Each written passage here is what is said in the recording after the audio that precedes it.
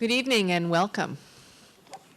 I'm Jillian Lester. I'm the Dean of Columbia Law School, and this is just truly a moment for us here at the law school. I want to thank all of you for being here for this gathering, and I want to thank our speakers. I'm really looking forward to the evening. Rhonda Magee, Jon Kabat-Zinn, Sharon Salzberg. Having you here is just such a privilege for us here at Columbia. I describe it as a moment when I offered my initial welcome, because I remember when I first arrived here as dean 5 years ago, there was a dedicated but small band of compatriots who really wanted to see and really had a vision for bringing mindfulness to Columbia, and they expressed that vision to me, but really what I did was I said, wonderful, go do this. And that group, from that first moment, imagined a way that they could gather a group and grow a group to come together and to sit and to take some time and to inculcate values of mindfulness across the school. And if you fast forward to today, to now, we have built a thriving, deeply collaborative, and broadly participatory new kind of learning within this larger learning community, a place for pursuing self-knowledge, self-care, or a deeper understanding of both, for pursuing an understanding of compassion for self and compassion for others, and to build our capacities for empathy. And this is a time when we so urgently need to be able to have empathy across difference. Leading this enterprise is the director of Columbia Law School's mindfulness program, the Schultzbacher Professor of Law, Elizabeth Emmons. Professor Emmons' scholarship, I have the pleasure of being able to introduce Professor Emmons before she comes up to the podium. So let me say a little bit about her scholarship, and also let me offer some gratitude. Professor Emmons' scholarship has examined and theorized critical examinations of the law of disability, law relating to families, anti-discrimination law, contract law, and law and sexuality. And really what she's been able to weave in her career as a scholar is providing distinctive insight into the way that there's a relationship between the self, our identities, and the legal institutions and social institutions that govern us. And it's been a wonderfully nourishing set of projects, and I've learned a great deal. Her recent book, Life Admin, speaks to the ways that the everyday work of administering life can stand as a barrier to one's effectiveness, to one's relationships, and also to equitable access to the fruits of society. As director of the mindfulness program, Professor Emmons has worked collaboratively with other faculty, beginning with that sturdy band. I see you all here tonight, but also growing to a larger group of faculty, of administrators, of students, so that now and we have fantastic sessions, sometimes with standing room only, well supported by those other faculty as well, and as well as program coordinator J.C. White, that have become wildly popular. The program's also sponsored community events such as an annual retreat and a mindfulness session on graduation day. Important ways to mark our progress. So I owe a debt of gratitude on behalf of all of us to Professor Emmons for making Columbia a leader in bringing the pedagogy of mindfulness into legal education, and by extension into the legal, bringing mindfulness into the profession of law. And with that, please join me in welcoming Liz Emmons to the podium.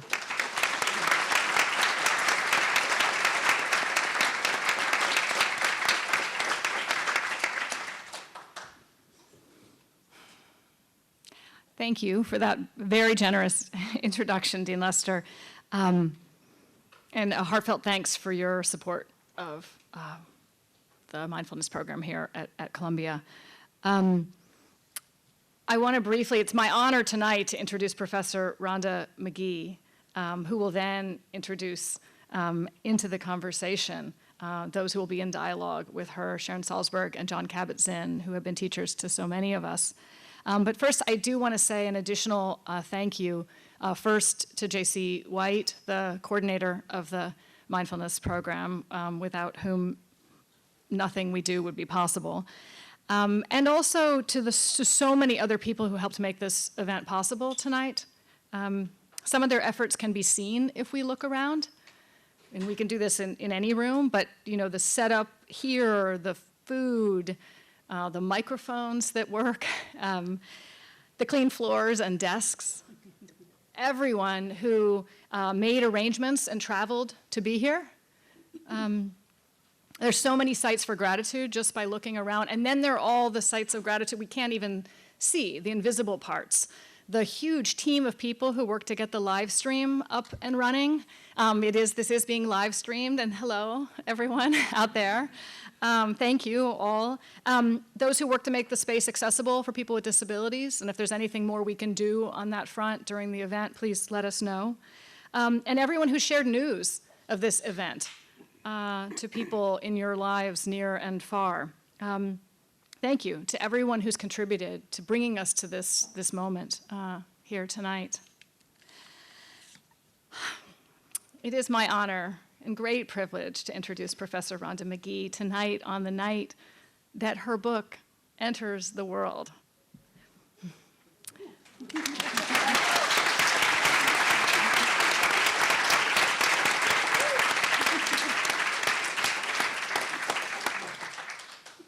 Professor Magee is a professor of law at the University of San Francisco. She's been practicing mindfulness for over 20 years. Since she took up meditation, in fact, I understand to deal with the stress of waiting for bar exam results, and a cross-country move as well. And for over a decade, she has been teaching mindfulness. And for well over a decade, she's also been writing about social justice. She's published widely. Her academic publications began with a study of reparations entitled The Master's Tools from the Bottom Up, Responses to African American Reparations Theory in Mainstream and Outsider Remedies Discourse in the Virginia Law Review in 2007.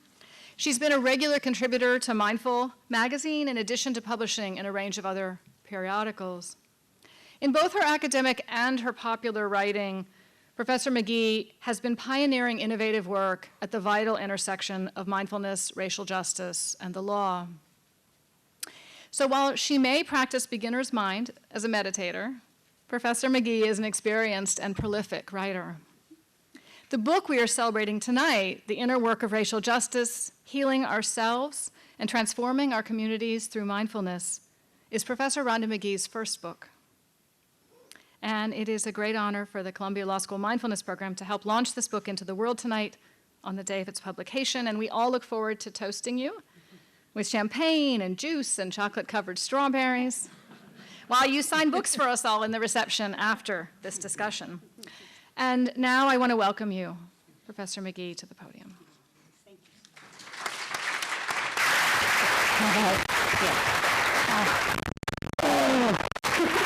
Thank you. Let me get this mic situated here in the pocket where it belongs, and So I'm one of those that kind of often moves around when I talk. So I probably won't stand behind the podium very much. I might actually end up in front here pretty quickly. But first and foremost, I really just want to thank you, Liz, Dean Lester, J.C. White. Where's J.C. again? Yeah, back there. Thank you. Nothing happens without a team.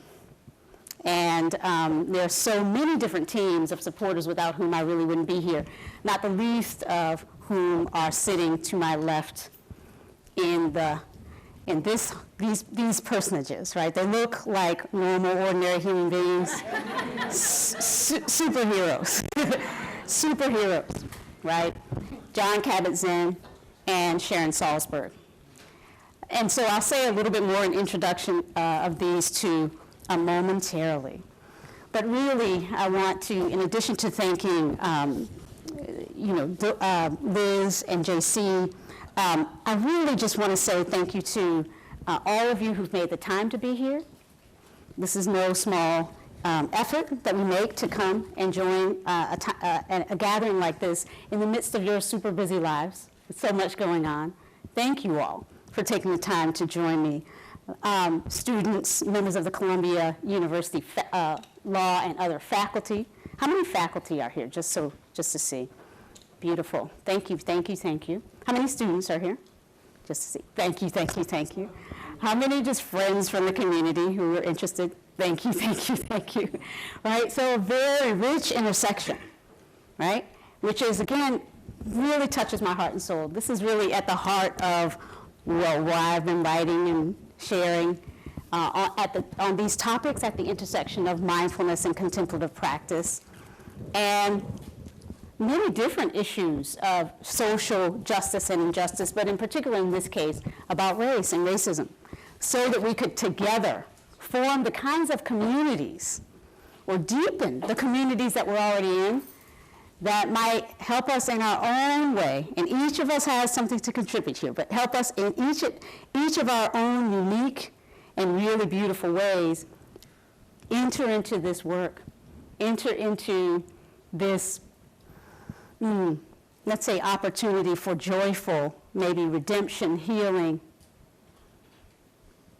finding a new way, birthing a new kind of political community. Right? There's so many, I would like to say, opportunities hidden in the work, right? So it is called the inner work, but I hope that as we continue this conversation tonight, you'll sense some of the ways that we see the joy, actually. And this is not Pollyanna-ish, right? It is work. But I wouldn't be here if there weren't also some really life-affirming aspects of this for me. And I hope it will be so for you and is so for you to the degree you're already engaged in this work. So before I say a little bit more, I will say a few words, and again, I'm going to certainly introduce my friends and colleagues in the work, and we then will have a bit of a conversation and open it up as best we can to some Q&A. I wanted to just offer a little bit more thanks, because again, gratitude, its own practice. Really, really important practice. There's like a ton of people I could thank, but I have people in the room that I just want to acknowledge. Mirabai Bush, one of the founders of the Center for Contemplative Mind and Society, an organization that I started to work with some years ago. And again, it was my effort to deepen what I might contribute to law as a law professor in the mid-2000s. Frankly, I was having a kind of a crisis of, I don't know, a little bit of professional loneliness. I'd become a tenured law professor at the University of San Francisco. And I was teaching classes on torts, insurance law, immigration law a little bit, which you can't do, you can't do immigration law a little bit, because, right? So really kind of getting into immigration law, and at the same time feeling that something was missing, something that had become very important to me, as Professor Emmons, my friend Liz, already mentioned. I had already become a practitioner of mindfulness. And actually, I knew very well that those practices were really, really important to enabling me to stay in the work. Everybody hear me all right? Yeah, okay. So for me, let me know if anybody at any time needs me to speak up a little bit more. For me, mindfulness and compassion practices were really essential for me even being able to survive in legal academia and the legal profession as a woman of color. We all know that neither of these two formidable professions, law and academia, were particularly built for people like me. And yet I was managing, I'd gotten tenure, and really I started to really, though, feel a sense of this kind of disconnect between some practices and ways of being in the world that I thought were really essential in helping explain how I'd survived, on the one hand, and what it was that I was asked to do in law and the way in which I felt I had to perform my role as a law professor.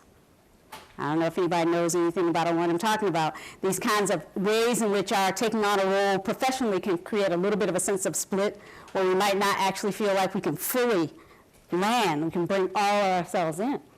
And I had a really wonderful therapist at that time who said to me, as I was thinking about leaving law at the time, so this was like around 2004 or so, 3 or 4, she said to me, you know what?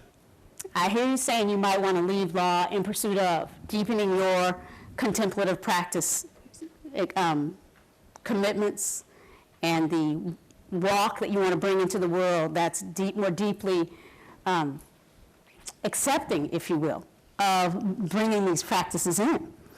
And so her advice to me was like, I see you wanting to leave to deepen that. But you've created this career in law. You've got tenure at the University of San Francisco. Why don't you think about really, before you leave that job and at this university in a city that many people would kind of kill to have a regular job in, right?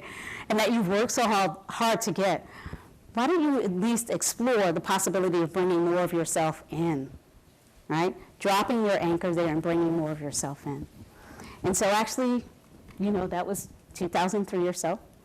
And I found, as a result of that good advice, a community, both within the law school and outside, that ultimately included people like Mirabai Bush at the Center for Contemplative Mind and Society, Jon Kabat-Zinn, Sharon Salzberg, people in law and outside of law who had made a similar kind of commitment to contemplative ways of being in the world, to bringing awareness and presence more fully into our work. And so it was that commitment to just see what I might be able to do to bring more of those commitments into law that in very important ways landed us all here together tonight. It's been this incredible journey of bringing these practices more explicitly in, again, ways of being in the world that would allow me to meet what was arising in my everyday life with a little bit more capacity to kind of move through it and not only sustain but actually thrive. My feeling was I was able to rely on those practices in ways that were helping me, for example, to teach not only torts and insurance law and all those things, but I developed courses on race and law. And for me to get in the classroom every day and teach those classes, I had to rely on certain practices just for myself. And I really came to realize or feel that if I couldn't in some way help support others in turning toward those very difficult topics through the support of these practices, then really I needed to be perhaps somewhere else. And so again, it was with the advice that I got there, from, by the way, a therapist who had been trained at Naropa University, which is a university that infuses contemplative practice in their teaching of psychologists and others for work in the world. Well, again, that's a little bit of kind of how I got here. And so people like those in this room, including, I want to now name another person who was instrumental in helping me get this book to this place. One of my teachers along the way, Norman Fisher, a former abbot of the San Francisco Zen Center, a prolific writer himself, knew that I was interested in writing and publishing and gave me the name and introduction to my literary agent, Lindsay Edgecombe. And again, without her support, and the support obviously of the publisher, Random House subsidiary, Tarcha Peridri, I wouldn't be here. So, and lastly, my partner Nitin Subadar, who's there right now beautifully filming this just so we can have it for posterity.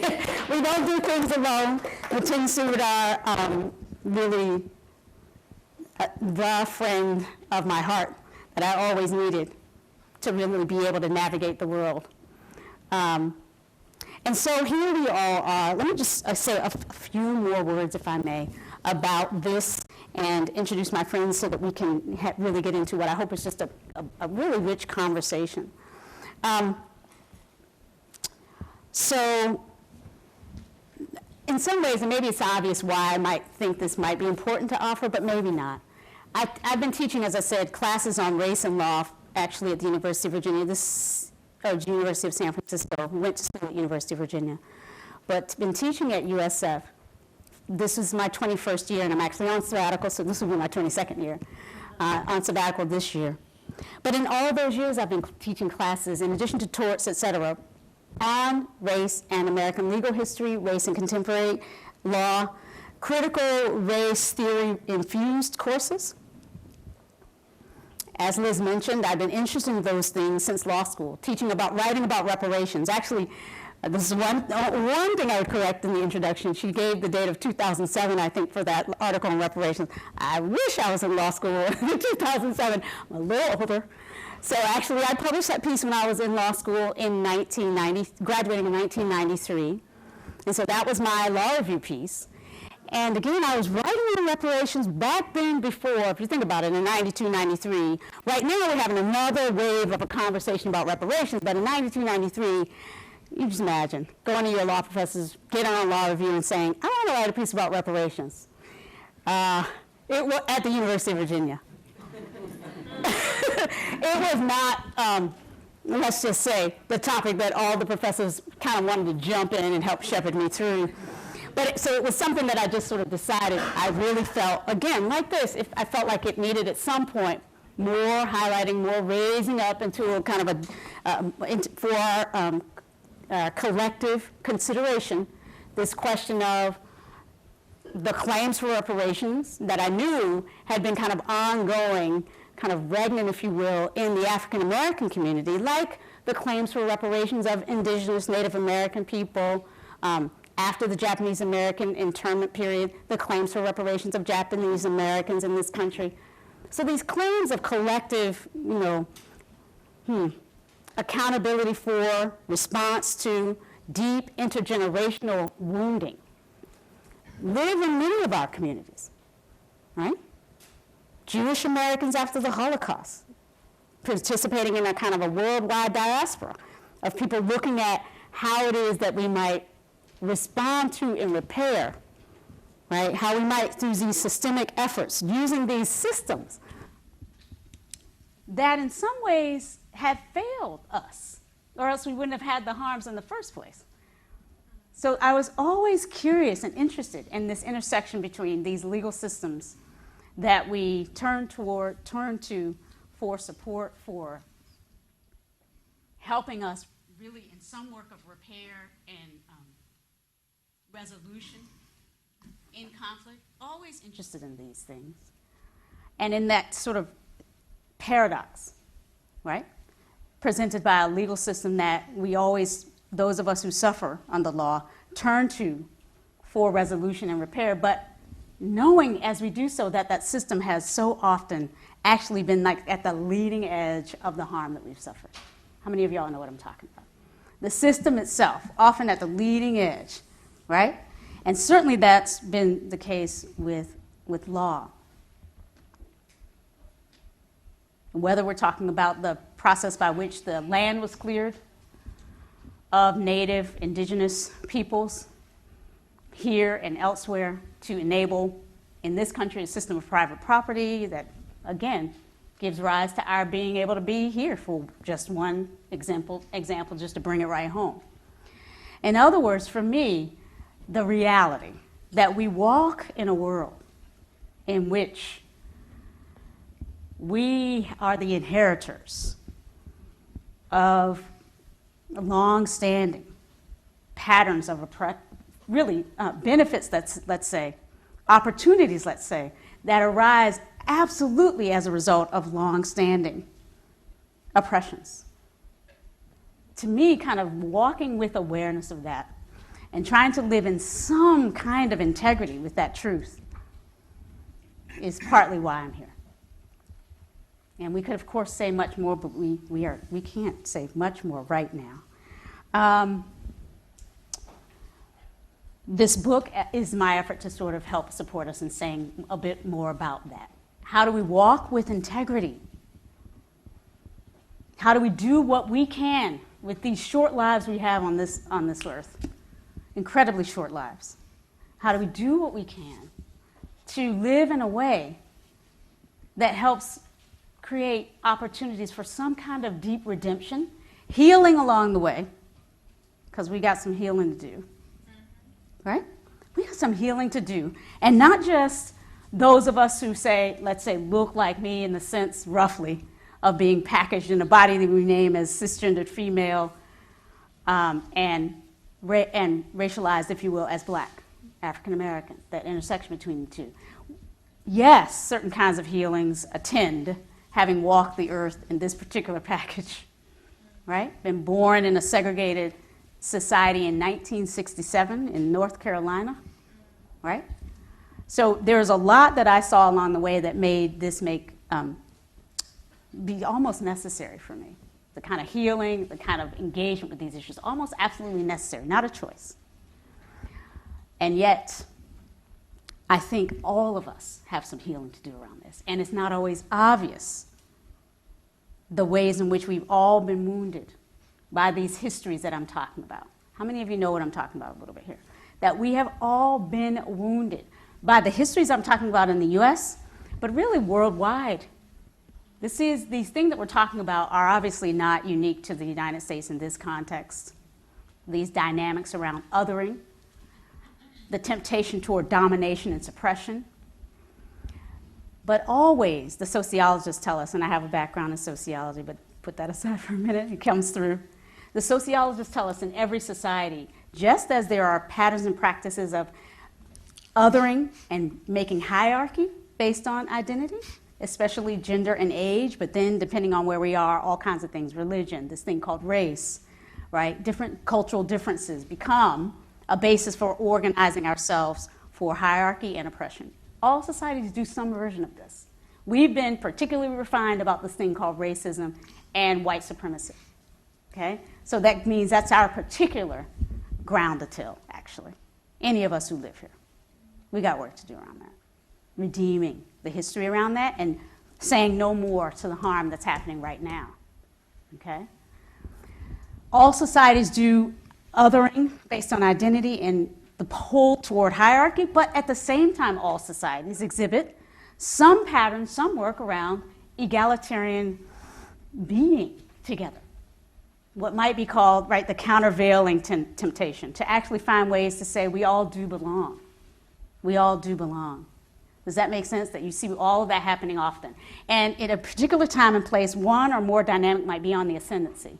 We're more or less together trying to talk about how we raise people up, or we're more or less talking about how we raise people down. Do you all know what I'm talking about? This dynamism, dynamic nature of this. It's not the same over our lifetime. We happen that right now to be in a very painful moment around this. I don't know if y'all feel that. I feel it. Very particularly the pain around the rise of white supremacy again. Male supremacy again, frankly. Right? We thought all these things were over. And so this is to create more heartful, compassionate capacity to hear each other's stories and then to work together, to do whatever work is before us, to bring justice right here, right now, at the personal, interpersonal, and systemic collective levels, all three. That's why I wrote this book. Now let me turn, just in a moment, for the next few moments, I want to say some things about these wonderful folks.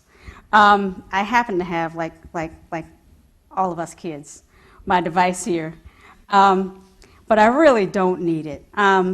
So Jon Kabat-Zinn, of course, Ph.D., Dr. Jon Kabat-Zinn, scientist, writer, meditation teacher extraordinaire, absolutely internationally known. He really doesn't need an introduction, right? People know him. But just in case there's any one person in who doesn't know a little bit more, Jon really is really the father, literally, of mindfulness-based stress reduction, a particular approach to offering mindfulness in the secular world that has really kind of changed almost everything. I mean, it's not an overstatement to say we wouldn't be here in a certain sense. I mean, maybe somebody else might have come along, I don't know. But he did come along and helped kind of translate deep Buddhist, I have to say it, I mean, he might not like when I use this phrase. It's secular, but he happens to be a student of Buddhism and other particular modalities for awareness, as I am. And yet the work that we do is very consciously a secular translation, a kind of an offering that anybody from any background, through which anyone from any background might learn better how our minds operate, how our mind, this whole mind-body system works. And through learning a little bit more about how we relate to experience, thrive a little bit better, have a little bit more peace, a little bit more resilience and well-being.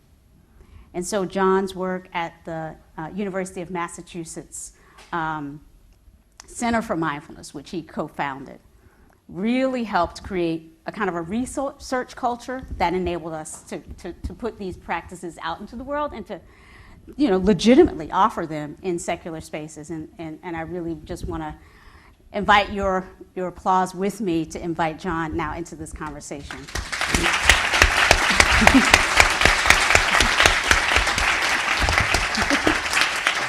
Thank you. And I should just lastly say, in addition to all those fancy things, he's my friend and teacher and mentor. He so generously wrote the foreword to this book, but he really has been a teacher to me and to so many people that, again, it's hard for me to say in words right here, right now, what he has meant to so many of us who have come along trying in little ways to kind of continue the path that he started to forge for us. And similarly, in terms of generosity and impact as a teacher, the great Sharon Salzberg, again, I feel like people know who Sharon is. You may or may not know that she co-founded the Insight Meditation Society at Barre, Massachusetts, with Jack Kornfield, who is also a prolific writer and teacher in this area, and Joseph Goldstein. Her practices emphasize loving kindness. Her teaching and practices emphasize loving kindness. Right? A very heart-based, heart-centered approach to how it is that we might deepen our capacity to be together and to be with the challenges, the everyday suffering that we all go through. And so again, I can't say enough about the impact her work has had to sort of popularize not just this idea of being clear and using our minds to help us move through the world for focus, right? For deepening our capacity to pass a bar, right? These very instrumental ways. But her practices in particular help us think about empathy and compassion and connect all of that with qualities of the heart in a way that has always moved me. And again, the generosity of Sharon, who was the first person who stepped up and said, I will write a blurb. I will help you get this book out into the world. I will help you, right, with the work of like finding a publisher in the sense. These things matter. We do nothing alone, right? So I want to really bring Sharon as well into this conversation and invite you all to kind of welcome.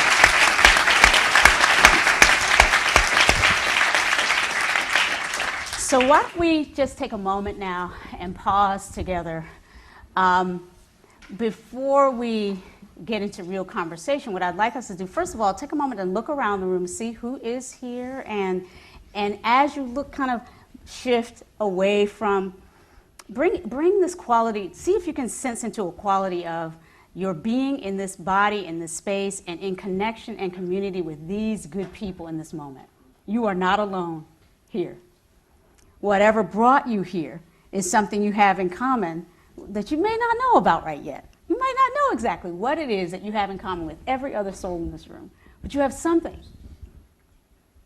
You have something in common with every other soul in this room, or you would not be here. There are no accidents. So right there is a basis for connection. So as we look around, a practice I often offer based on the South African principle of Ubuntu, this idea, some of you may be familiar with it, right? What does Ubuntu mean as we carry it? Anybody have a sense you want to shout it out? Ubuntu. I am because you are, and because you are, I am. Right? It's this idea that we kind of co-create ourselves as we come together. So if as we look around, sense into this, I am because you are, and because you are, I am. Noticing that you are here and you're not alone. And that your being here is partly how I've arrived and we've arrived together. So pausing a moment to feel your way into a sense that we see you. It's another piece of a greeting from one of the South African cultures. Not how are you today, who are you, what's your resume, but first greeting, I see you. So can we again, pausing, looking around, see each other, take each other in from that different way. I see you. I see you.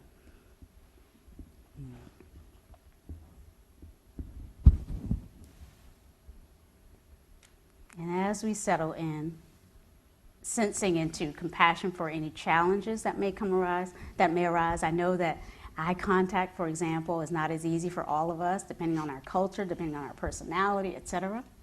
So compassion. Sensing right now, right here, right now, into take a deep breath as best you can, as comfortable as you might be, feeling the support of the ground beneath you. As you breathe in and out, breathing in and out, and just allowing a sense of attending to the quality of the body and the breath, the being in this moment. Kind of gentle, friendly, I'm going to say loving, attending to just your being in this moment as you breathe in and out.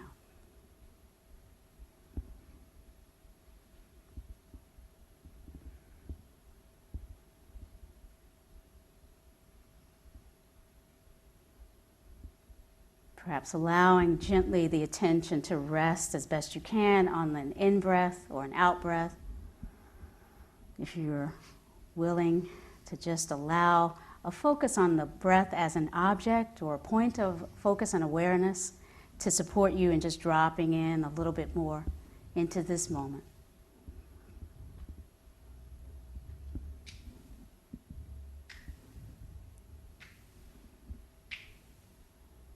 So as we just settle in and shift, really prepare to shift from this kind of personal practice of a moment of mindfulness meditation, infused with compassion for ourselves. See if you can sense into a quality of compassionate experience and the wish for well-being that you carry in your hearts. And imagine extending that a bit to your left, to your right, to people before you and behind you. So as you breathe in and on the next out-breath, just sort of imagining as you sit, this wish for well-being that you carry in your own heart is something that is actually in this moment being extended as well to the people right here, right now in this space. And perhaps being received right now by you, the wish for well-being that is actually being extended to you in this space as well.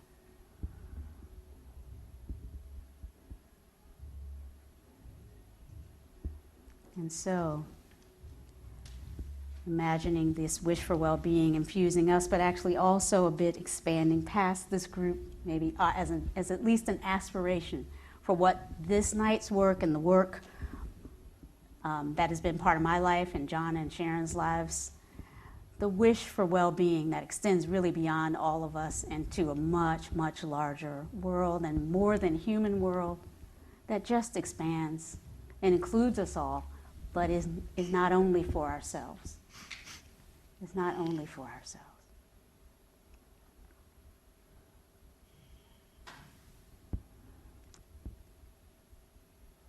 So thank you very much for your willingness to be here and in this very specific way, practice together, and as you're ready, if you can, in your own way, prepare with me to what I call interpersonal mindfulness, this reflective conversation.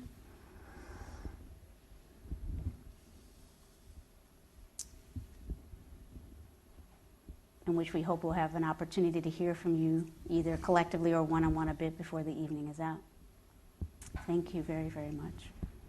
And so I'd like to just kind of turn this over a bit to Jon and then Sharon, if you will, to share a bit of reflections on this theme of mindfulness and racial justice in particular, and anything else, of course, you beautiful, intelligent beings want to say.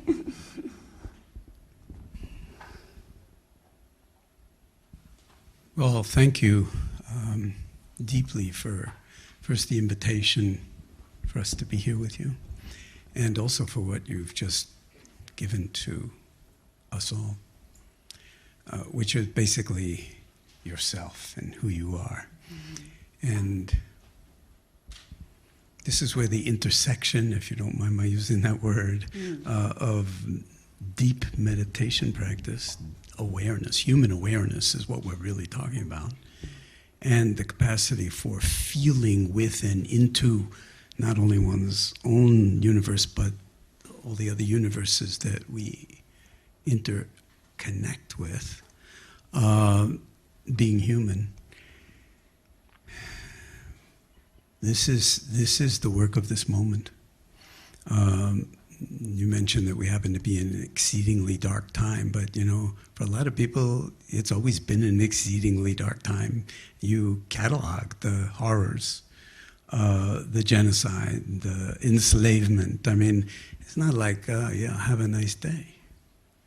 But for a lot of people of privilege, that's really like, not, as you're again suggesting, and we're all people of privilege in one way or another, but in particular the white dominant privilege in the society, as you're suggesting, completely supported by laws that then become transparent to the people that benefit from them, and not exactly transparent to the people that suffer with them, and the enforcement of them with tremendous mendacity, threat, violence, and in some sense the complete destruction of what legality is really supposed to be about in a social order. These are the realities that we're actually living with. And you can sleepwalk through that for generations, and many, many people did. So one of the things that, when you asked me to write the fourth year book, I know, what the hell am I going to do? Nice, innocent white boy, so who grew up in Washington Heights on this island, and a lot of different connections with this island. And I did grow up on the streets, and and thought I knew a lot about the way the world was as a kid and a teenager, but also insanely privileged in many ways, including a father who was a professor at Columbia in the medical school. So it took me 74 years, basically, as I say in the foreword, to actually wake up. And this is somebody who's been practicing mindfulness since I was like 20, but still took me until the age of 74 to actually realize the size of the cloth, in Naomi Shihab Nye's phrase in that poem, Kindness, if you know it. And that's not to say that I didn't know it all, but mostly I knew it in this head or theoretically, but I didn't experience it. I didn't grok it. I wasn't oppressed by it in the way that others are. And so, in a way, just out of pure ignorance, I could ignore it and drive through life, pursuing what I thought was really important, which I still think is really, really important, but with certain blindness. And I think that's, again, what I say in the foreword is why we need each other. I'm learning from my friends all the time, and my family, and people I don't know. But sometimes those lessons are very hard to learn, and you can be supported in your ignorance to colossal degrees. And what mindfulness does, and here, the intersection of, you use the term Buddhist, but this is really a universal wisdom that goes by the name within Buddhism of Dharma, D-H-A-R-M-A. Now they turn it into clever television personalities and stuff like that. But the word Dharma actually shouldn't go unnoticed in the law school, because what Dharma actually means is lawfulness. The lawfulness of things. I'm trained as a scientist at MIT. molecular biology, and we speak about the laws of nature. You know? So the scientists really need to be talking to the lawyers more and to the law school in a certain way, because like, what is this lawfulness? What is this way the universe is actually structured, and what are the degrees of freedom so that we can navigate through it and understand why that microphone stand is not going to float up to the ceiling, and why the ceiling's not going to crash down on us because engineers paid attention to building this building, hopefully. And stayed with a certain kind of truthiness about like the specifications for the bolts and the steel and the girders and everything else, whether it's this building or the George Washington Bridge or whatever it is, that there's a certain way in which we need to be true to the actuality of things. And that's as true inwardly and as it is outwardly. And that's where the discovery when I was 20 years old of meditation, when I was a graduate student at MIT, was like, it just completely blew my mind. And the way it did was, the thought was, at age 20, mind you, so keep the irony of it in mind, I've been looking for this my whole life. My whole life of maybe since 4, you know, so that means 16 years tops. But it was like, oh my God. And what it did for me was, in some sense, unify all the things that I thought were really most beautiful in the world. One of which was science, another which was music, art, poetry, nature, beauty. And attending, cultivating access to another form of intelligence that we're born with and never get any training in universities until now, or recently. It's like, yeah, we're all really good at thinking and arguing and making incredible sort of analytical and synthetic arguments of one kind or another. But we never get any training in attending to this other form of intelligence that we're absolutely born with, and that nobody is deficit in. What we don't have is the access to it, because we default to reactive thinking and emotional, flare-ups whenever we feel threatened, which is pretty much all the time, because, it's a very competitive world. So to learn to tune the instrument, you mentioned the body. The first foundation of mindfulness in the Buddhist tradition is, okay?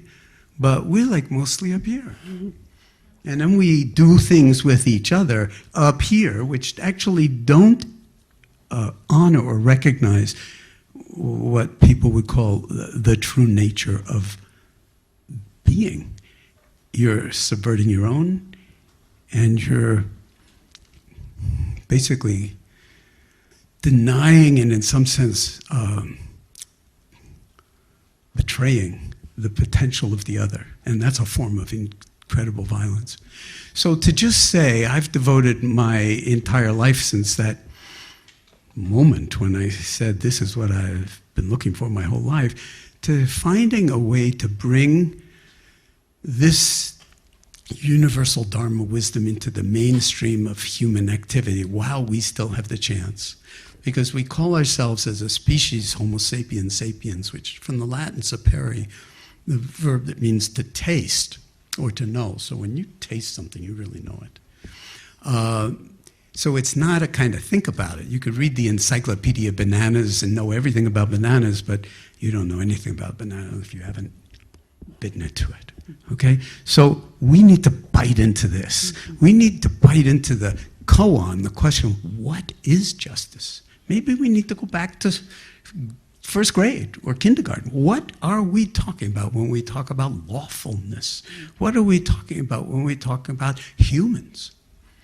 Embodied human beings who all have aspirations and that we've done various things to because of history. And we're not going to rewrite history, and we're not going to undo slavery, and we're not going to magically, sort of make the genocide of the native people and the genocide basically of the countryside too. I mean, just a colossal, destruction of nature. That at that time we thought, well, no big deal. There's plenty of nature. We get away with it. Now we know you can't get away. And if you care about your children and your grandchildren, it becomes very, very personal. Or you care about the people, who happen to be in, the direction of the next hurricane. Or floods. The Mississippi whole basin is just flooding it's published in the New York Times. But what will it take us to wake up? So the species name is Homo sapiens sapiens, the species that knows awareness and knows that it knows. Awareness of our awareness. And I don't think we've quite evolved or grown into that yet. We need a little bit of a wake-up call. And my last point on that score would be really the core, and that is we need each other. This is something you emphasize, but I need other people to point out where I'm most blind. You know why? Because where I'm most blind, even meditation won't go there by itself. Because it's all about blindness and liberation from that blindness. And this is not something one does entirely by oneself. You can't weasel out of having to own your sort of own body and your own commitment to learn how to befriend yourself in silence, which is really a love affair, not narcissistic love affair, but a love affair with who you actually are as a human being. But the other piece of it would be we need each other, and we need to learn to be with and love and celebrate the differences, and also recognize the ways in which we contract, and then let that become an object of attention. So that's why I think if I had found something in my life, now speaking from the sort of wise old end, trajectory, end of the trajectory, do you think I'd be doing mindfulness? No, I'd be doing whatever that other thing that was the most powerful thing that I would ever. And I've never found anything that even holds a candle to human awareness and its potential for liberation from greed, hatred, delusion, suffering, illusion, and on the other side, restoring in one instant, right now, this is all we have, the actual beauty that's also here. The beauty of the law, the beauty of science, of scientific lawfulness. It's not all one way, and we need what I would call an orthogonal rotation in consciousness to wake up. Nothing has to change, but when you wake up, everything will change. And we'll make it so. So I'm just totally honored to have been invited to be here this evening. And I'll pass it on to my dear friend, Sharon. Thank you. I have one. Thank you. Sorry. Thank you so much.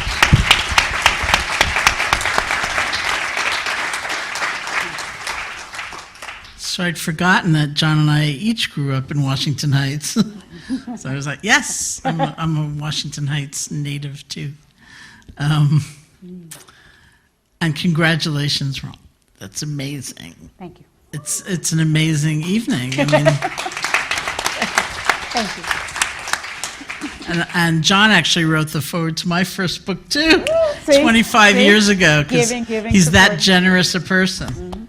Indeed. So this is really, in a way, an honoring of Rhonda's work, and all of which is exemplified in this book. And what I thought of was actually the story about, I'm not exactly sure, Jon may know the research that was done by David Desteno at Northeastern University, where he did a study where a number of people were undergoing an 8-week mindfulness training.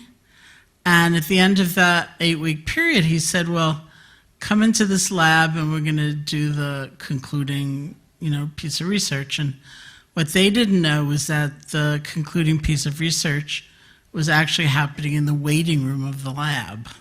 Yeah. So what happened was there were very few chairs in the lab, and he had hired a number of actors, many of whom were sitting in the available chairs, and then there were the actual people waiting. And he hired an actor to come in using crutches, looking like really wrecked, in a lot of pain. So the question was, who's going to get up and offer their chair?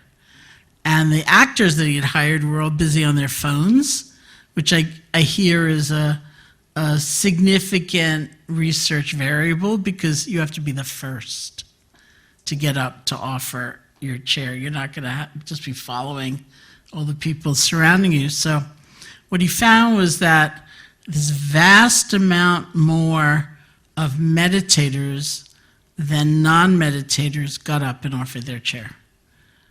Huge amount more.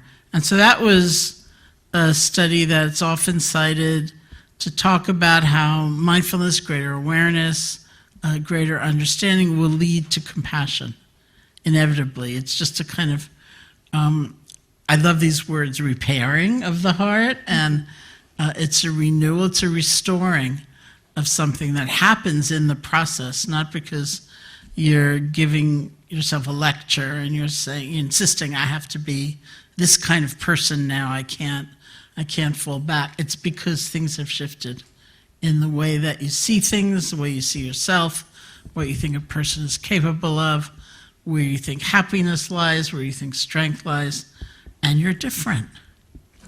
So my question, which almost nobody appreciated, in terms of the research was, did anybody ask why there were so few chairs and where the lab is spending its money so that there's so few chairs in the waiting room? And that whole distinction exemplifies for me, I think Jon in a way was implying it when he talked about meditation not being enough, that I've thought about, I've looked at, I've wrestled with, I've looked for a language for a very long time, in that I've been teaching since 1974.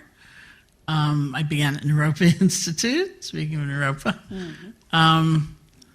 I had just come back, as had my friend Mirabai from India, and where I practiced and studied meditation, and then through a series of circumstances, I became a teacher, and there I was teaching, and I am totally confident, thousands and thousands of people who discover a kind of depth of good-heartedness and a shift in worldview and a sense of empathy and caring for themselves and for others. And I haven't necessarily seen kind of reaching toward, well, what would systems change look like in this world? You know, so the classic example, and it's very true, of somebody going through this kind of internal shift through the process of meditation would be to be approached by someone on the street asking for money.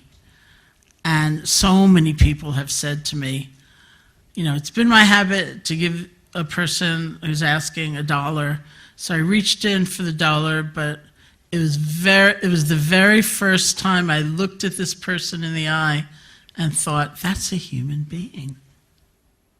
Right? So I have seen that so many times, the growth in good-heartedness, the acceleration in that kind of sense of connection and empathy, but I don't know that, and I've said for a long time, something else has to happen for that person to then say, what's the housing policy in this city? You know, like, why are there so many people on the street? You know, what can be done about this? And so that's the shift. That's really the movement. And I think it's just, it's an amazing moment in time, dreadful in so many ways, and with tremendous opportunity. And that's why I really believe Rhonda's work exemplifies this kind of evolution, so that we can move.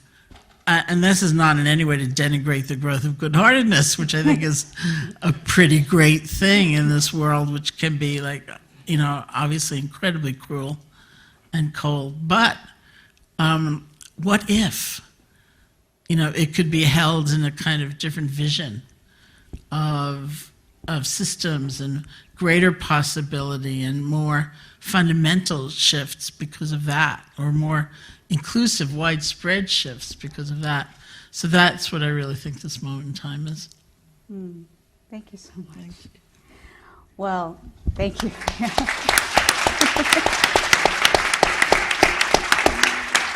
Well, it is a challenge to think of these practices that are often delivered, oh my goodness, in the era of the apps, right? as very individualized, right, for ourselves kinds of practices, instrumental to help you get, a certain kind of outcome. To shift that kind of way of thinking about these practices, and maybe even the teaching of them, the opportunities to practice together, into deeper engagement with collective responsibility, collective work for change. That is kind of why I wrote this book, to support us in bridging, seeing that personal, interpersonal, and systemic collective call, if you will, to respond to what awareness allows us to see more clearly, that these things are interconnected. That, for example, racial justice work is inevitably connected with climate justice work. Like, there is no one without the other. That racial justice work is inevitably connected with gender justice work, the work to support the sexual orientation minorities who are suffering disproportionately during these times. All of these, if you will, isms intersect. And bringing awareness to bear to help us see these things is really what I think the way I approach mindfulness has always sort of been about. But awareness for what? One of my favorite teachers in mindfulness, Thich Nhat Hanh, talks about how inevitably mindfulness has to become socially engaged.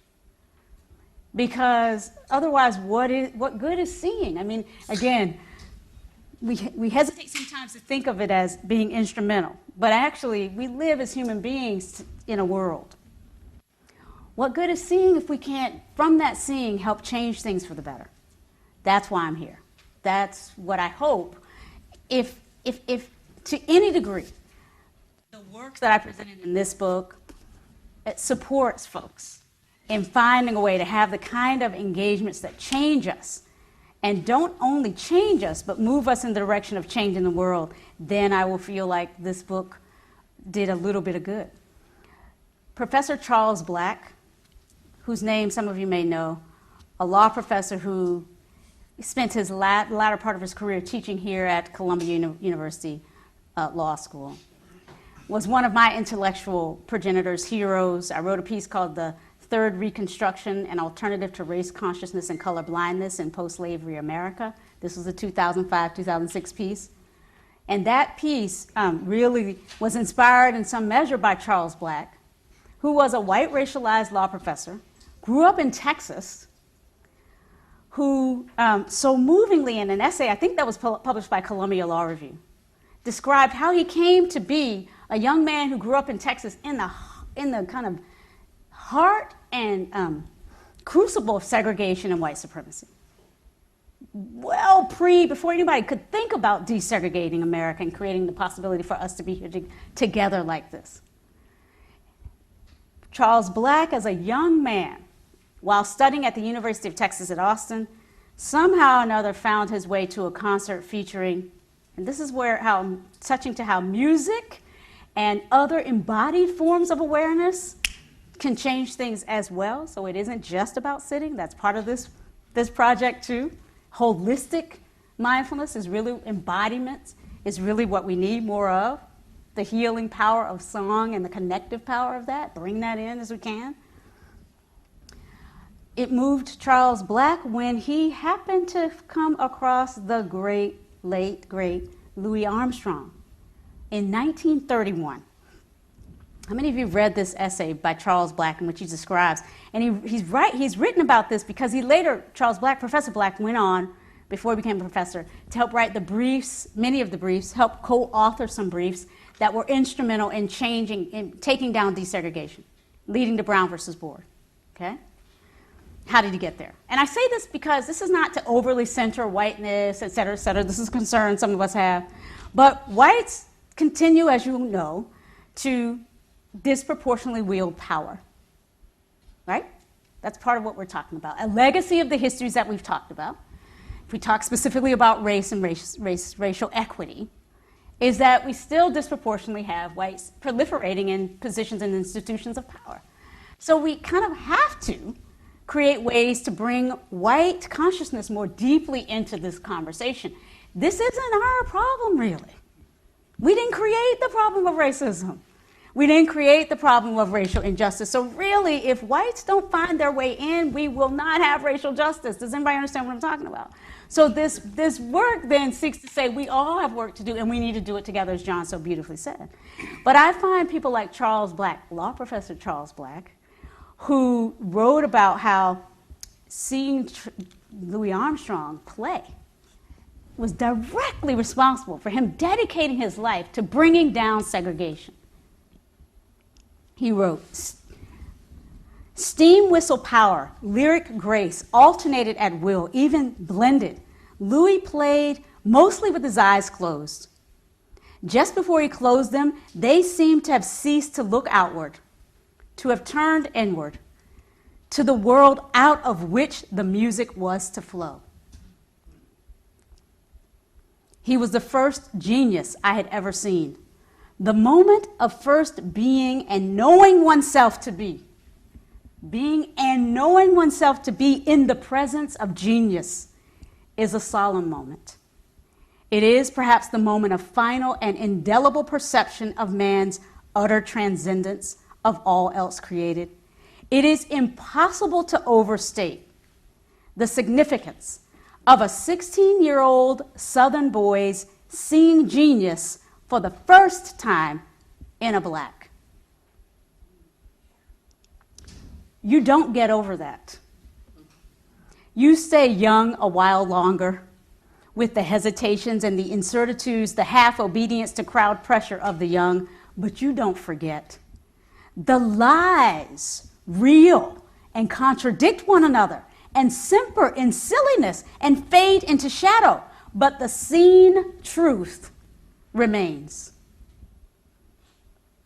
Through many years now, I have felt that it was just then that I started toward the Brown versus Board of Education case where I belonged.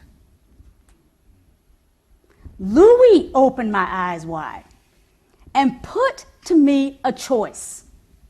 Blacks, the saying went, were all right in their place. What was the place of such a man? And of all the people from which he sprung.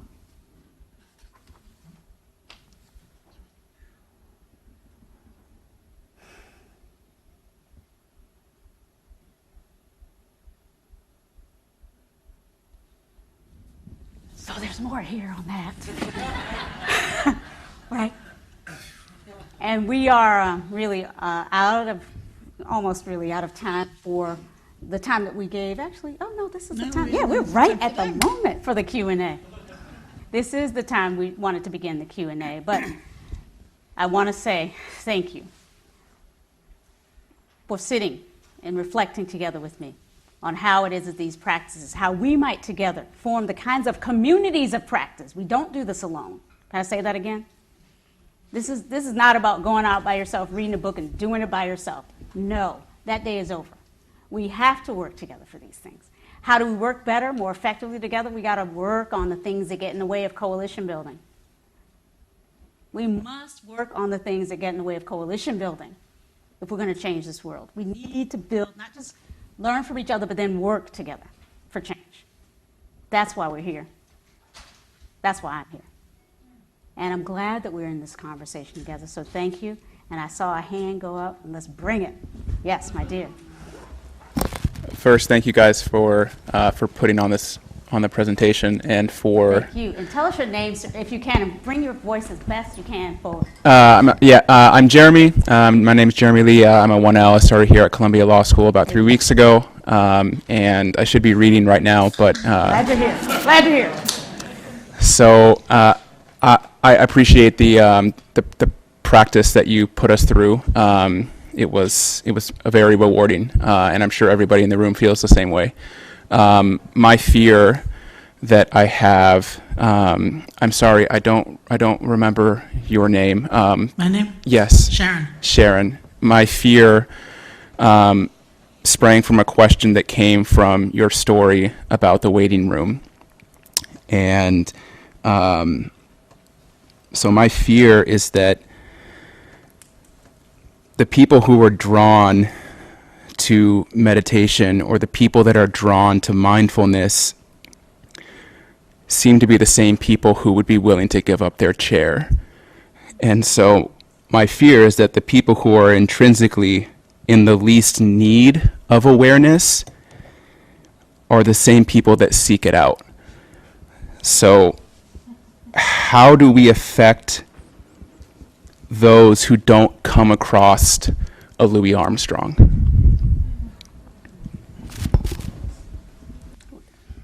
Can I just really briefly say, Louis Armstrongs are everywhere. And then the question is, how do we affect those who don't see them when they come across them? They are everywhere, right? That's the insight. And then, but not everybody can see it. So how do we do that? You took the words right out of my mouth. I mean, I was going to say that very same thing. This is not just kind of some kind of social movement to feel better or be a little less stressed or be among friends and sing Kumbaya and stuff like that. This is about discovering and recovering, perhaps, what it means to be fully human in the very brief, as you mentioned, time that we have on this planet. So what I've been impressed with in the past 50 years of doing this work is how many people have been coming to this work in 1,000 different ways, completely improbable. So it's not really just preaching to the choir, so to speak, or only those people who would surrender the chairs. The training actually brings you into relationship with yourself and the world. And then when you actually see the world and hear and taste and touch the world, the Louis Armstrong moments are absolutely everywhere. And when he was closing his eyes and playing his horn, he was completely there and completely not there.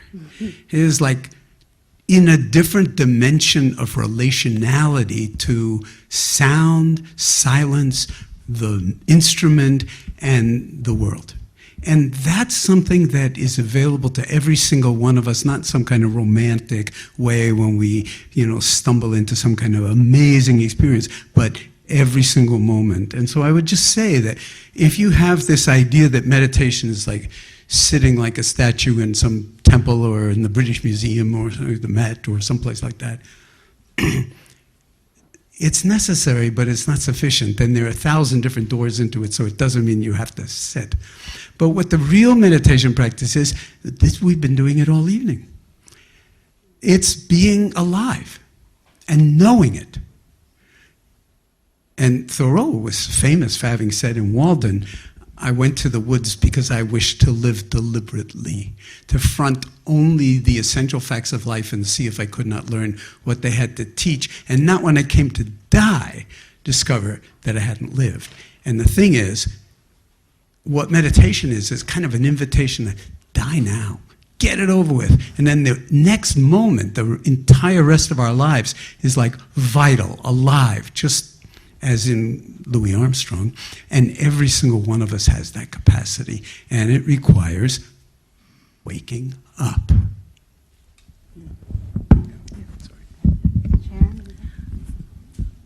Yeah, I mean, I think it's a very interesting question, and certainly for people who believe in the efficacy of these practices, there's a tremendous yearning. Like, wow, wouldn't it be great? That kind of person is like so unlikely. But I will say both, and I'm also, I think, building on not only Jon's words right now, but the example that he set, when I co-founded a retreat center in Massachusetts called the Insight Meditation Society in 1976. And I can't remember exactly what year it was that you began MBSR. 79. So we were in Barry, Mass. Jon was in Worcester, Mass., which is not that far. And I heard he was doing this program, and I thought, I'm going to see what he's up to. So sometimes I call myself his first intern. Because I was just watching, and I would say the common denominator of the people in the program was suffering, usually very acute suffering. they seemed to be the people that their physicians had given up on, or they just didn't know how to help anymore. So they were sending them to this program, and I would say it was such a big variety of life, represented there with that common denominator, and you could just tell even right then in the very beginning the potential for this kind of process. And I've just seen it grow and grow and grow and grow and grow. It doesn't ever work if it's coerced, or obligatory, but for anybody who can wake up to their vulnerability, even a little bit, or they're scared, or they've got a diagnosis, or something's happening that they don't quite know how to bear, there it is, it's a prospect, and would that everyone could wake up. If we would that we could all wake up to our pain and our suffering and look right at it, that maybe is not going to happen, but it's bigger than one might imagine. And as Jon said, it's not a romantic vision of like, I'm going to go off to a retreat center and take off my shoes and eat vegetarian food and, lie in a little mat or something like that. And it's life, and when you have to deal with life head on, you want something. And I think we will continue to see it grow. Yeah. Let me just answer just a little bit that in addition to, agreeing with what both of my friends and teachers have shared here, I'm thinking about John Paul Lederach, who's a teacher. He's not a mindfulness teacher. He's a person who spent his life going to the places where conflict is the most heated. And he's worked as a peacemaker, actually, an international peacemaker at international conflicts. And he's kind of a peacemaker emeritus right now, right? He's retiring, so he's sharing his wisdom with folks like us who are curious. And one of the things he recently shared with a group of us teachers was, this actually is a couple of years ago now. It was right after the last election for president. And this was at a moment where people were wondering, how are we going to survive? And those of us who are concerned about this particular shift in our country, were looking for answers to this question of how do we move beyond conversations in rooms like this to conversations where, right, we might need to reach others. And first of all, I'm looking in the book because part of what I do in this book is talk about some of the prerequisites for the work. And one of those is a way I've translated the lesson I learned from John Paul Lederach, which is just using the word, and I'm hesitating when I say it because I know that this is a hard one for those of us who suffer and are suffering. But there is something to recognizing the long-term nature of true change, and that it doesn't happen overnight, nor does true peace, nor does true justice making. Healing, peacemaking, justice. 3 themes I come back to a lot in my work. None of it happens overnight. And so John Paul, one of the things he said to us as we were leaning in like, great eminence, maybe you can help us get through this period. Tell us how to do it. He said, I have some thoughts, but you probably don't want to hear it. Please tell us how to do it. He said, what I think you have to figure out a way to do is to begin rich conversation with people whose lives and life experiences and therefore their views. Let me say that again. Life experiences and therefore their views. Remember that link between experience and perspective. Not everybody has lived in ways that help them open up to certain other views, right? But begin a conversation with people whose life experiences and views differ from your own, and be willing to stay in that conversation for the rest of your life. Woo, we're all like, what? Us? And this is, I think, where these practices can come in. Developing the wherewithal, the real stamina, this is kind of deep maturation, if you will, that can happen at any age, right? But the capacity to stay with the difficult and with things not changing as soon as they really need to, actually, for true justice, is, I think, what these practices can help us with. And if we don't develop more of the capacity to keep coming back, even when, again, in the ways that our culture has trained us to look for, we don't see progress. We didn't get here overnight. We won't move our way out of here overnight. But we need to develop the capacity to stay in it. And I think from practicing and deepening our collective capacity, even with our familiars and our sort of the choir, there is a way that work with those of us who kind of are of this, are open to these things, if you will, the people who already are coming to the meditation practice sessions.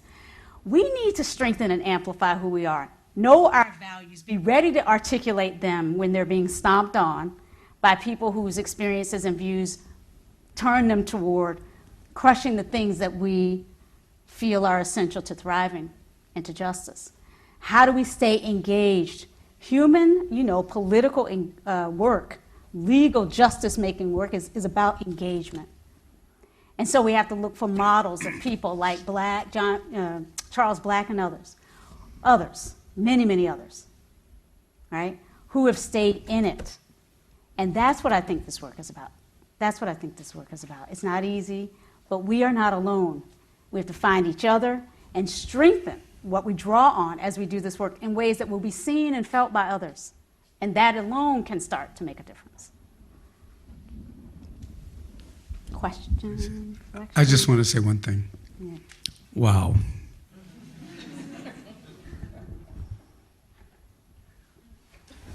Yeah. Thank you. Linda? Yes. Linda, showing your name.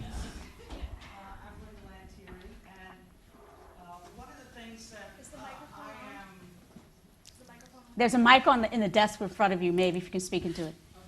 Okay. One of the things that I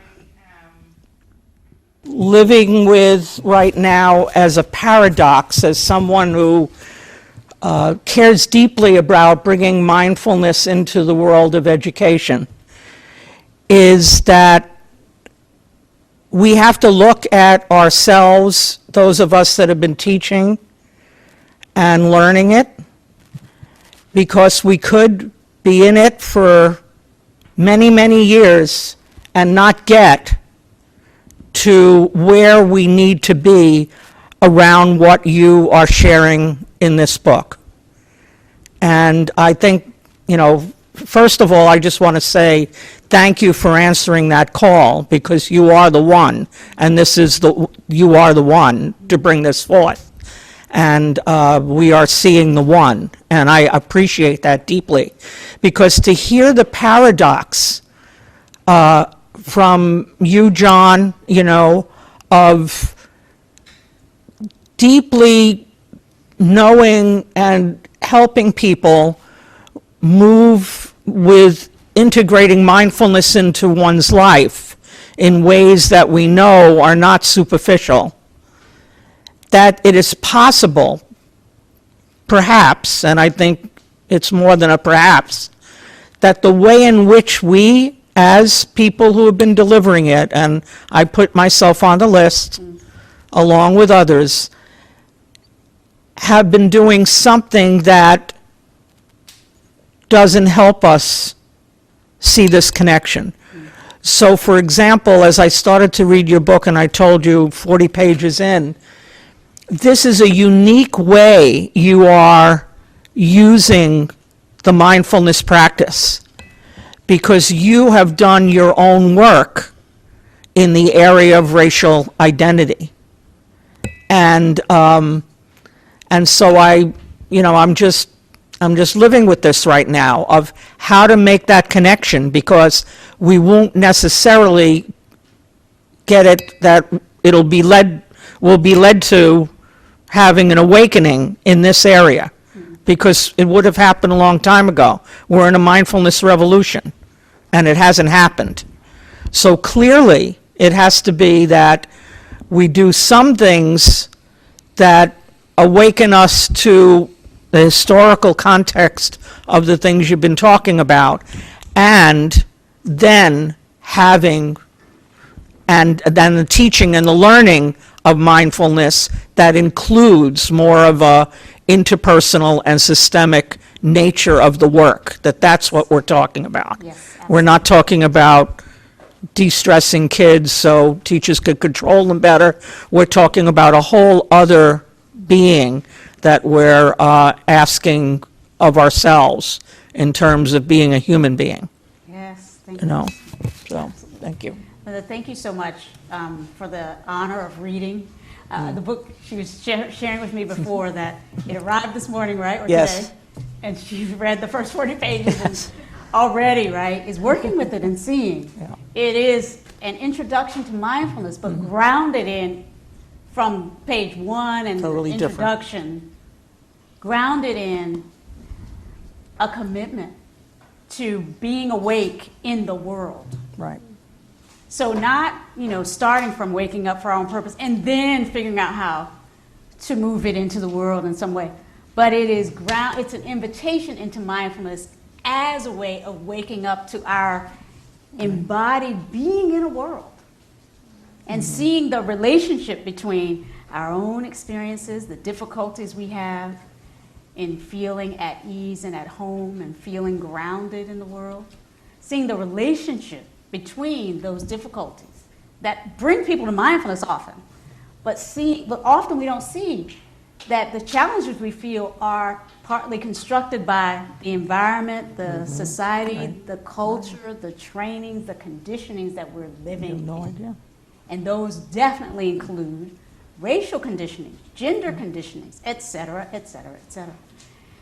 So thank you, Linda, so much for naming that this is really, in that sense, it kind of means to be a little bit of another kind of revolution in mindfulness. Definitely. Because it means to kind of introduce people into mindfulness right through this door of reflecting on our embodied being and how our particular embodiments prefigure, in a certain sense, what we experience, which then prefigures our perspectives and the particular things we are given to see more clearly and the things that we have blind spots around. Yeah.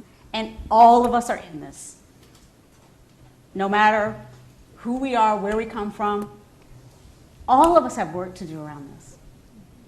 All of us do. All of us are constructed in ways, and again, so the effort here is to help us realize that while the oppressions are not equal, the experience, right, the inequality, the inequity, the historical trauma, the current trauma is not being disseminated equally, clearly.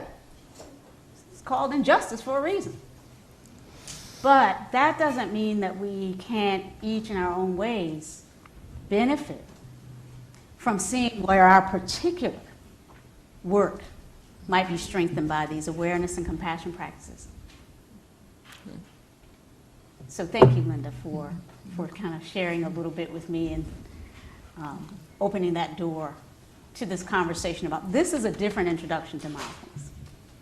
One that's for the world from the beginning, for engagement in the world from the beginning, and engagement with these hard issues from the beginning. Thank you. Others? Yes, may I, if I will? Yes, tell us your name, dear. Hi, my name is Jasmine Macarena, and there are things that we know. Oh, sorry. Hey. Oh, so there's things that we know. There's things that we don't know, and there's things that we don't know that we don't know. What would you say is the most efficient way to tap into the things that we don't know, because that literally makes up 95% of our world? Whew, good question. How do we tap into the things we don't know that we don't know? I think first and foremost is to be aware that those things exist. As you just helped nobody else. If you hadn't heard that phrase before, henceforth you've heard it. So you all know there might be some things that we don't know that we don't know. Okay? So awareness, thank you, right? For just that teaching. All of us as human beings share the predicament of having things we know that we don't know, and things we don't know that we do not know. It's a predicament. We will probably not escape this embodiment without living through some of that for the rest of our lives, right? So, so again, compassion for the predicament of being a human being who's going out trying to do things in the world. We don't know, and things we don't, and we're in a world in which there are things we don't know, and yet we're trying to act, yet we're trying to connect, yet we're trying to make change. Compassion comes in when you see the predicament of what it means to be human in that way. For me, having at least the intention to be more aware and to be aware of these injustice issues and to see this work as being really an opportunity to work on those things, intention is important. Because once you decide I'm sitting and I'm working, whether I'm sitting or moving, I'm working to become more aware and to see things in a certain sense more rightly and more comprehensively, including the things that I don't know, right? So it's like a consciousness shift, and it's an invitation to have our consciousness shift, right? So some of us are more or less willing to have our minds blown, if you will, and have our worlds kind of shifted. But I do think it is one of the calls, if you will, or the invitations that my work presents is to just check out how willing are we to really be engaged with the things that we don't know. So being willing, first knowing that there are things you don't know, and then being willing to have somebody help us learn, right? Important. And then, as Jon and Sharon both have, I think, alluded to in their comments, learning from each other. And the other piece of this work for me is I'm asking that we create ongoing, continuous learning communities around these efforts. It will not just happen. And, I don't mean this to be necessarily a heavy thing. We don't have to create another community like Columbia, right, where people go. But the idea is that we need each other and we need continuous efforts around this. And so it's when you're in those kinds of communities where you're necessarily going to be coming together from radically different perspectives. Just take a moment and pause and think about. Just look at a room this size with all of you good people. Just kind of take a moment. And no matter if you kind of look around and you think, well, whatever your assumptions are about who's in this room and who's not, which again, we probably right away might think, well, there's some demographic things that might come up if we look around, et cetera, et cetera. Whatever those are, think about the radically different lineages. Think about, first of all, how many of you had a parent who was born in a different country? One parent born in a different country. Raise your hand. One parent, okay? Born in a different country. One parent. How many of you had a grandparent born in a different country? Okay, so now it's most of us. How many of us actually give ourselves the opportunity to talk about what, first of all, for us to reflect on what those lineages have meant for ourselves?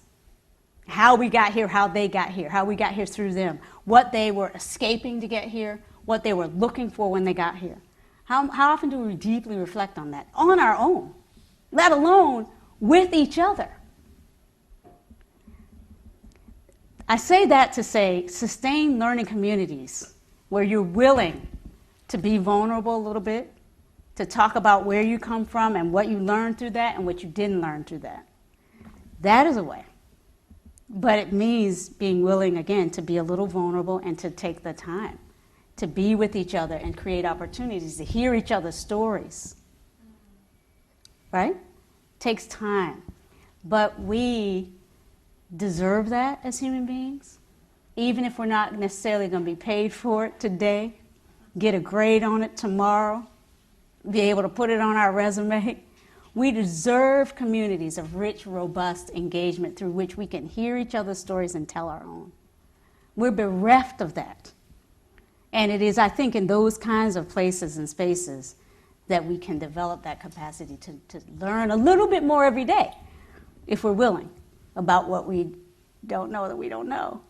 And again, the teachings are endless. And by the way, let me just drop this much. I mean, this is the title, I think, of Angela Davis's, maybe not her last book, but one of her most recent books. Right? The struggle is ceaseless. The teaching, the opportunities to learn, ceaseless. and the opportunities from that learning to try to make the world a little bit better, I'm just here to say, just to draw the sting on that one, ceaseless. Right? So, right, if we think we just do this book and then we're, right, do a program, no, right, with love. But for me, it's that we have each other as we struggle. There is justice in that. There is joy and healing in that.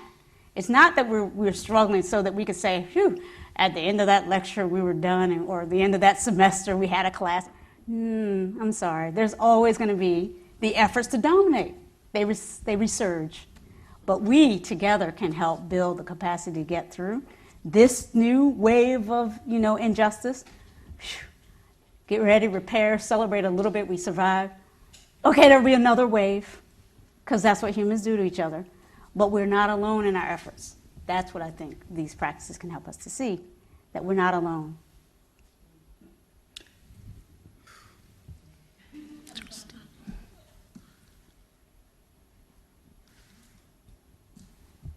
You had your hand up earlier, but and you also, and my instructions were that it's almost time. We have to stop because there's a celebration yet to come. There's more celebration. Yeah. So that's what I was asking you, if that was what still we're the plan. We're causing a pause here on the reflections. Is that what it is? Okay. So per our pre-scheduled schedule, we're bringing this moment of Q&A to a close, but in a certain sense, we're always just beginning. And if we're serious about deepening our communities of practice, we will have opportunities to share, to learn from each other. It will be ceaseless if we're willing. So I want to just say thank you to my friends who are up here with me, Jon Kabat-Zinn and Sharon Salzberg, to my friends who are out here with me, all of you. Thank you. Thank you. Thank you. Thank you.